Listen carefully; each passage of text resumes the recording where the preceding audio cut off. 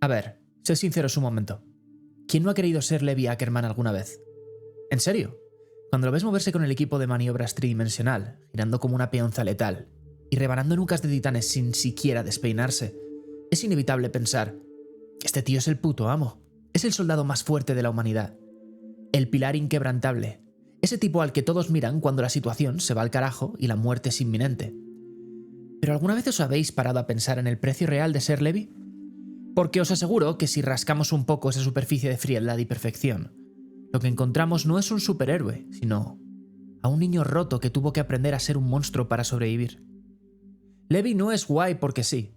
Levi es el resultado de un entorno tan hostil que la única opción era la excelencia absoluta o la muerte. Y eso, amigos, deja cicatrices que ni el mejor acero puede cortar. Hoy no vamos a hablar solo de sus peleas épicas. Vamos a meternos en su cabeza. Vamos a diseccionar su psicología, sus traumas y por qué en el fondo su historia nos resuena tanto incluso en nuestra vida moderna y cómoda. Preparaos porque vamos a descender al subsuelo. Para entender a Levi, tenemos que entender primero de dónde sale. Y no me refiero solo geográficamente, sino psicológicamente. Levi nace y crece en la ciudad subterránea. Imaginad por un segundo lo que eso significa para un desarrollo cognitivo y emocional de un niño. Hablamos de un lugar sin luz solar, húmedo, sucio, donde la ley no existe y la vida vale menos que una moneda. Desde la psicología evolutiva sabemos que el entorno en los primeros años es crucial. El psicólogo John Bowlby, con su teoría del apego, nos dice que la seguridad de la infancia es la base de la estabilidad mental adulta. ¿Qué seguridad tuvo Levi? Ninguna. Su madre, Kuchel, trabajaba en un burdel y murió cuando él era muy pequeño.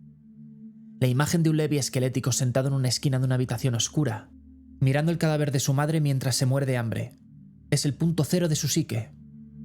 Ahí aprendió la primera lección brutal. El mundo es indiferente a tu sufrimiento. Nadie va a venir a salvarte. En ese momento, Levi desarrolla lo que podríamos llamar una indefensión aprendida, un concepto de Martin Seligman.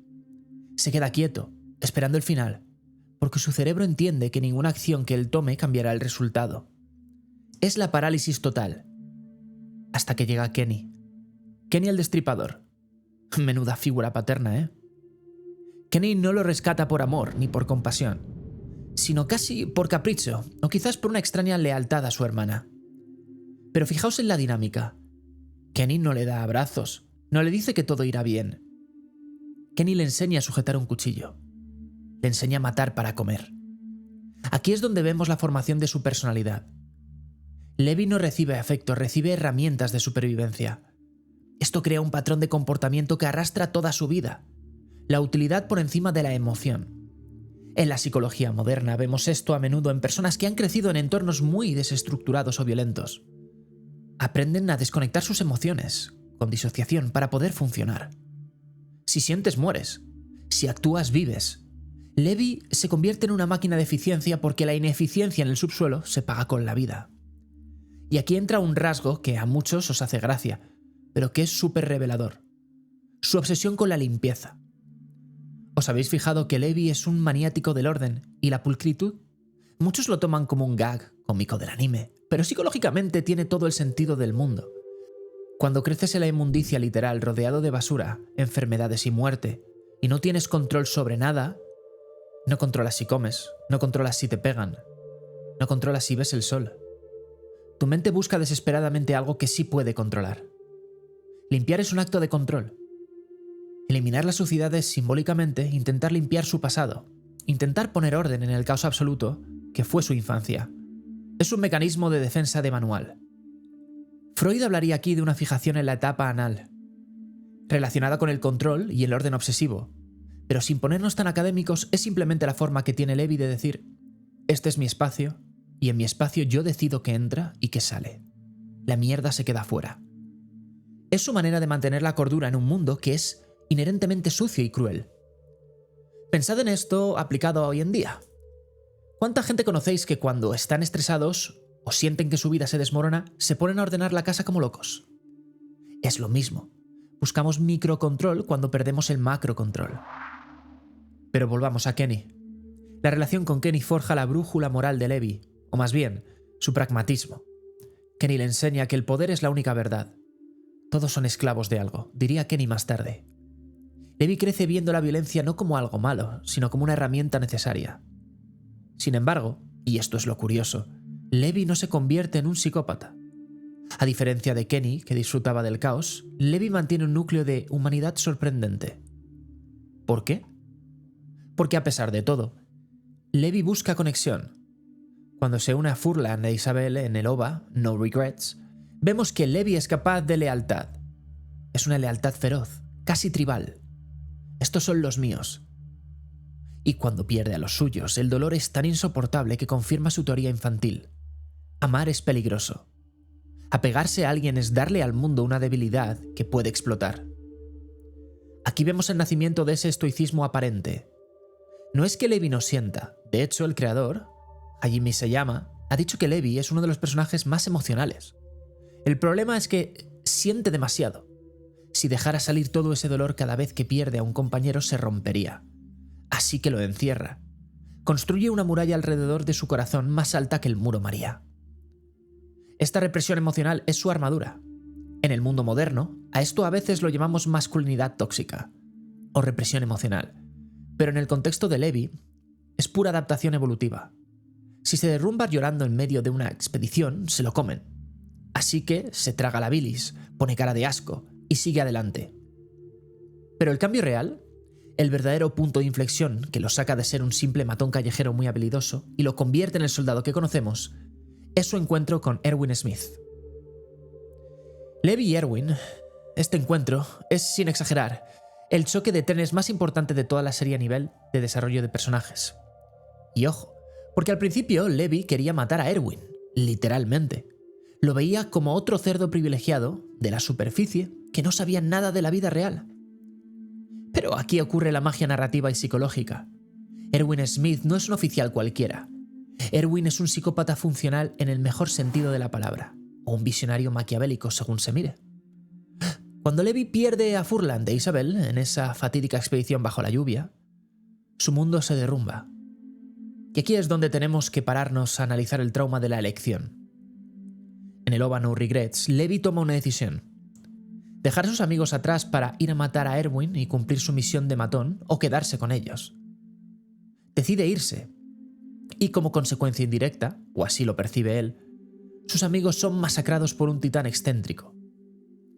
La escena de Levi encontrando la cabeza de Isabel y el cuerpo de Furland es desgarradora. Es el momento en que su omnipotencia infantil, esa idea de que si eres lo suficientemente fuerte puedes protegerlo todo, se rompe en mil pedazos. Aquí nace su filosofía central, esa que luego le repite a Eren una y otra vez.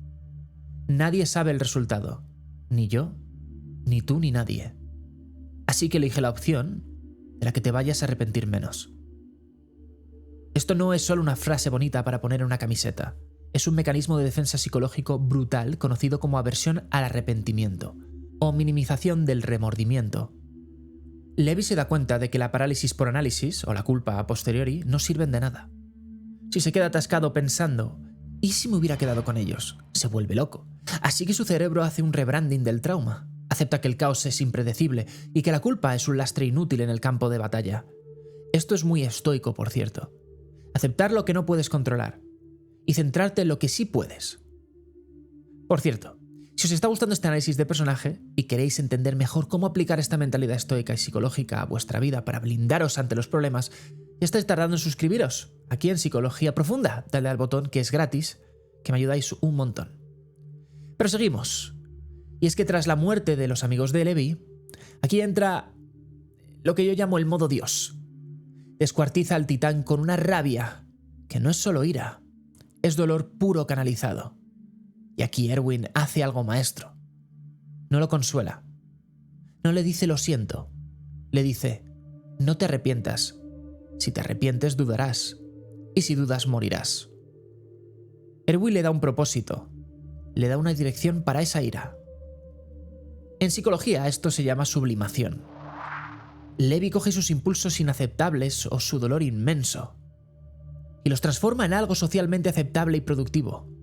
Es decir, matar titanes para salvar a la humanidad. Erwin se convierte en el catalizador de esa sublimación. Levi deja de ser un delincuente y se convierte en un soldado porque Erwin le ofrece algo que el subsuelo nunca le dio. Un sentido, un porqué, un propósito. Como decía Nietzsche, quien tiene un porqué para vivir puede soportar casi cualquier cómo. Aquí entra en juego el famoso concepto de los Ackerman y su host, o líder. Aunque en el manga se juega con la idea de que si esto es genérico o no, a nivel psicológico es claramente una búsqueda de estructura. Levi, que viene del caos absoluto, necesita un pilar inquebrantable. Erwin es ese pilar. Levi le cede su voluntad a Erwin no porque sea débil, sino porque confía en que la visión de Erwin vale más que su propia vida. Es una relación de simbiosis perfecta. Erwin pone la visión estratégica, el cerebro, y Levi pone la ejecución, el músculo. Esto tiene un paralelismo brutal con la vida moderna. ¿Cuántas veces buscamos líderes, gurús o ideologías fuertes simplemente para no tener que cargar con el peso de nuestras propias decisiones? La libertad absoluta aterra, genera ansiedad. Erich Fromm escribió todo un libro sobre esto. Se llama El miedo a la libertad. Levi, en cierto modo, elige esclavizarse a la causa de Erwin para liberarse de la culpa de tener que decidir quién vive y quién muere a gran escala. Él se encarga de cortar. Erwin se encarga de cargar con los fantasmas. Pero ojo, esto no significa que Levi sea un robot. De hecho, a medida que avanza la serie y se convierte en capitán, vemos cómo ese trauma de perder a Furlan de Isabel se proyecta en su nuevo escuadrón. Petra, Oluo, Dancer, Erd. Él es duro con ellos, distante, frío. ¿Por qué? Porque tiene terror a volver a quererlos. Es la clásica evitación. Si no me acerco, no duele cuando mueran, porque en su cabeza van a morir. Es una certeza estadística para él. Y aún así los quiere. Vemos esos pequeños detalles, como cuando recoge las insignias de los soldados caídos. Ese momento es clave. Levi, el tipo que no toca nada sucio, se mancha las manos de sangre y barro para coger un trozo de tela de un compañero muerto. Eso es respeto, eso es humanidad. Eso es decirle al muerto: tu sacrificio no ha sido en vano. Es una contradicción andante. El hombre que más mata es el que más valora la vida. Y esa tensión interna es lo que le va consumiendo poco a poco. No es un psicópata insensible, es un hombre con el corazón tan lleno de cicatrices que ya no le queda piel sana. Aquí es donde llegamos al arco de la titán hembra. Aquí vemos la culminación de su enseñanza. Cuando Eren quiere transformarse para luchar, Levi le da el discurso de su vida. No le dice haz esto, le dice elige, confía en nosotros o confía en ti. No sé qué pasará. Le está regalando a Eren la libertad de equivocarse, la misma libertad que él tuvo y que le costó tan cara, pero necesaria para madurar. Levi asume el rol de mentor, pero un mentor que no te da la respuesta, sino que te obliga a enfrentarte a la incertidumbre. En un mundo donde todos buscan garantías, Levi te dice a la cara: no hay garantías, chaval, solo hay consecuencias. Pero claro, la tragedia le persigue. Su escuadrón es aniquilado. Otra vez. La historia se repite. Y la reacción de Levi al ver su equipo muerto es silencio. No grita, no llora, solo mira. Y esa mirada vacía es mucho más aterradora y triste que cualquier llanto. Es la confirmación de su maldición. Todo lo que toca desaparece. ¿Cómo gestiona un ser humano tal nivel de pérdida recurrente sin pegarse un tiro? ¿Qué hace que Levi se levante a la mañana siguiente, se ponga las correas y salga a matar otra vez? Ahí es donde entra la verdadera naturaleza de su fuerza, que no está en sus músculos, sino en su capacidad para compartimentar el dolor. Pero esa caja fuerte mental tiene un límite. Y en las siguientes etapas de su vida, especialmente cuando la política y la traición humana entran en juego, veremos cómo esa caja empieza a agrietarse. Seguimos descendiendo en la espiral. Si pensabais que ver a sus amigos devorados por titanes era el fondo del barril para Levi, esperad a ver el arco de la insurrección. Aquí cambia el juego. Ya no se trata de matar monstruos gigantes sin cerebro, se trata de matar personas. Y aquí es donde Levi demuestra por qué es el adulto en la habitación. Fijaos en la escena donde obliga a Historia a aceptar su papel de reina, o cuando le dice a Jean y a Armin que se manchen las manos. Muchos criticaron a Levi por ser cruel ahí, pero lo que está haciendo es exponerlos a la realidad para inmunizarlos. Es como una vacuna de trauma. Él sabe que el mundo es un lugar horrible y que la inocencia es una sentencia de muerte. Al obligarles a cruzar esa línea moral, está cargando él con el peso de villano para que ellos puedan sobrevivir. Es el concepto del chivo expiatorio, o el pecador necesario. Levi acepta ser el monstruo, el que tortura, el que amenaza, para que el resto pueda mantener cierta pureza o idealismo.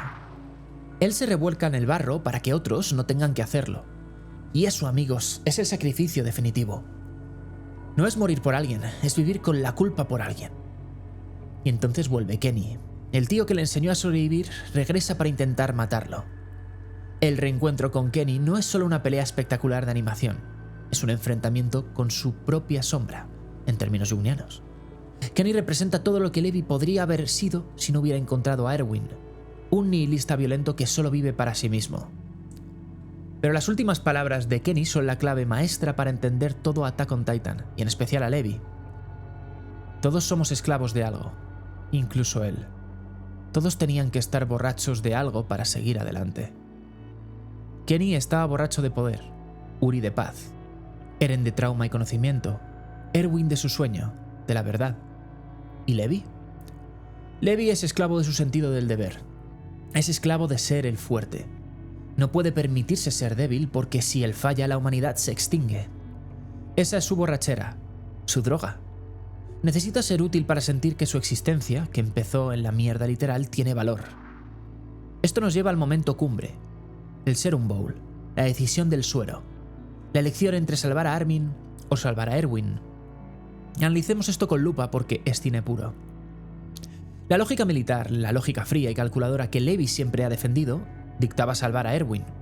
Erwin es el comandante, el estratega, el símbolo. Armin es un cadete brillante, pero es un niño. Sin embargo, Levi elige a Armin. ¿Por qué? ¿Se volvió blando de repente? ¿Cometió un error? No. Levi eligió dejar morir a Erwin por compasión. Fue el acto de amor más grande y egoísta a la vez. Levi vio a Erwin, un hombre que se había convertido en un demonio por su sueño. Un hombre que cargaba con una montaña de cadáveres sobre sus hombros. Y decidió que ya era suficiente. Decidió que Erwin merecía descansar. Traerlo de vuelta a ese infierno habría sido cruel. Y además parecía que Erwin no quería continuar. En psicología esto rompe con el utilitarismo puro, el mayor bien para el mayor número, y entra en la ética del cuidado. Levi priorizó la paz de su amigo sobre la utilidad estratégica de su comandante. Rompió su propia regla de elegir la opción de la que menos te arrepientas, basándose en la lógica, y eligió basándose en el corazón. Pero, y aquí está el giro trágico, al dejar morir a Erwin, Levi pierde su brújula. Pierde a la persona que le daba órdenes, que le daba sentido a su fuerza. Se queda solo. Y para llenar ese vacío se aferra a la última orden que Erwin le dio. Mata al titán bestia. Esa promesa se convierte en su nueva obsesión. Se convierte en su nueva borrachera.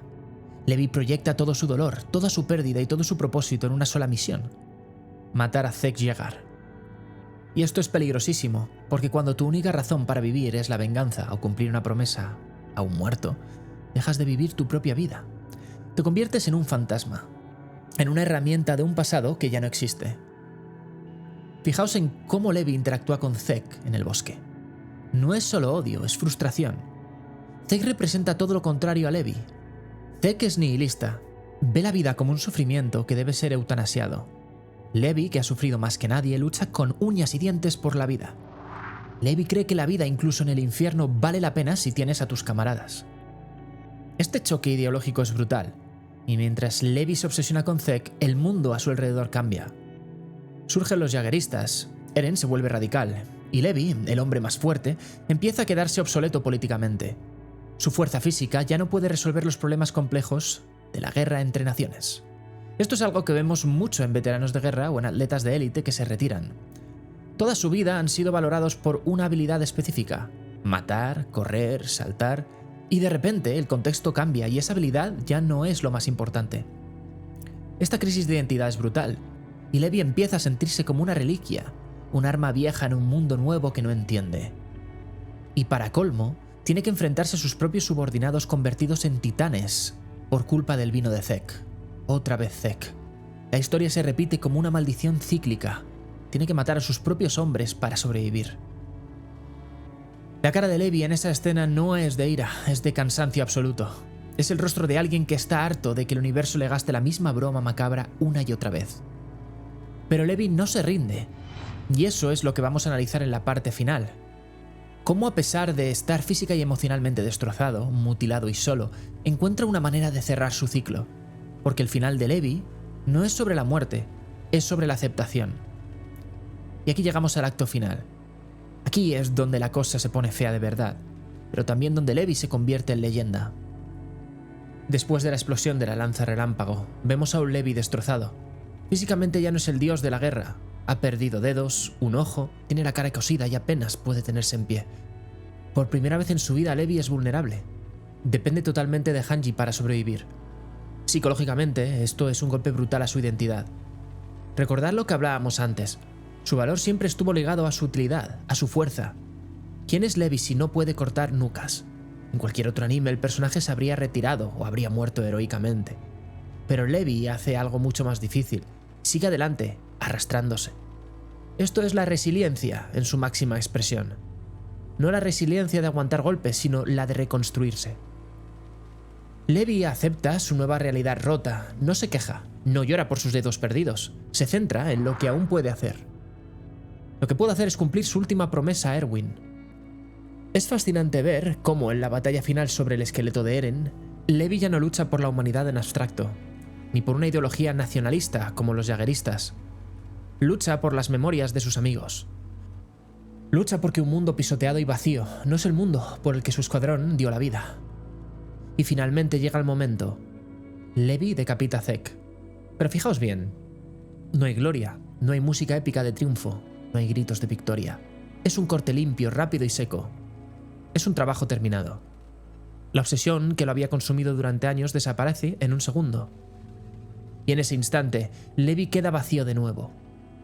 Pero es un vacío diferente. Es paz. Ha soltado la carga. Aquí conectamos con una idea preciosa del psiquiatra Viktor Frankl, superviviente del Holocausto. En su libro, El hombre, en busca de sentido, Frankl decía que al hombre se le puede arrebatar todo salvo una cosa, la última de las libertades humanas, la elección de su actitud personal ante un conjunto de circunstancias. Levi, mutilado y agotado, elige no rendirse al nihilismo de Eren ni al de Zek, elige ser el testigo.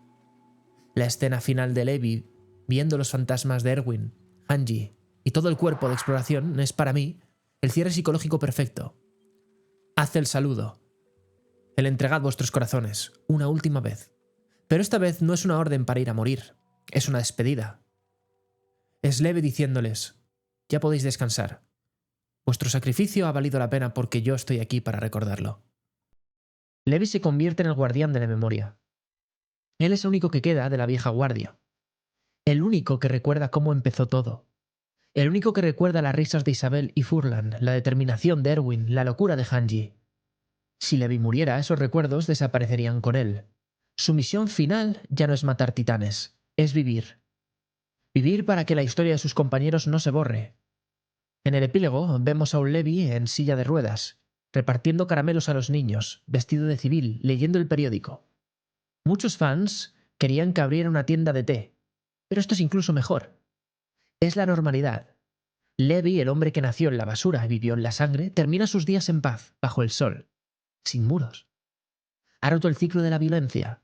No está entrenando a la siguiente generación de soldados, está cuidando de Gabi y Falco, dos niños que también fueron víctimas de la guerra y de una infancia cruel. Es un acto de reparación. Levi nos enseña que por muy jodida que sea tu vida, por muchos traumas que arrastres y por muchas cicatrices físicas o mentales que tengas, siempre hay un después. No necesitas ser el más fuerte para siempre. No necesitas ser útil para siempre. A veces simplemente sobrevivir y disfrutar de una taza de té. Es la mayor victoria de todas contra un mundo cruel. Levi Ackerman no murió en batalla. Y esa es su mayor rebeldía. Se atrevió a vivir una vida normal después de un infierno. Y eso es algo que todos deberíamos aplicarnos. No somos nuestros traumas. No somos nuestro pasado. Somos lo que decidimos hacer con lo que nos queda. Y a Levi, al final, le quedó la paz. Bueno, hasta aquí el análisis de hoy. Ha sido intenso, pero creo que merecía la pena bajar al barro para entender de verdad a este personaje. Ahora os quiero preguntar a vosotros, ¿Creéis que Levi consiguió ser finalmente feliz o simplemente consiguió descansar? ¿Pensáis que su promesa a Erwin fue una maldición o lo que le mantuvo vivo? Dejadme vuestras teorías en los comentarios, que os lea a todos y me encanta ver cómo discurrís.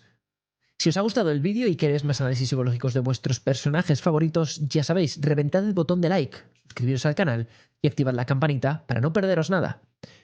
Desde Psicología Profunda te recomiendo que vivas tu vida, pero vívela sin miedo. Hasta el próximo vídeo.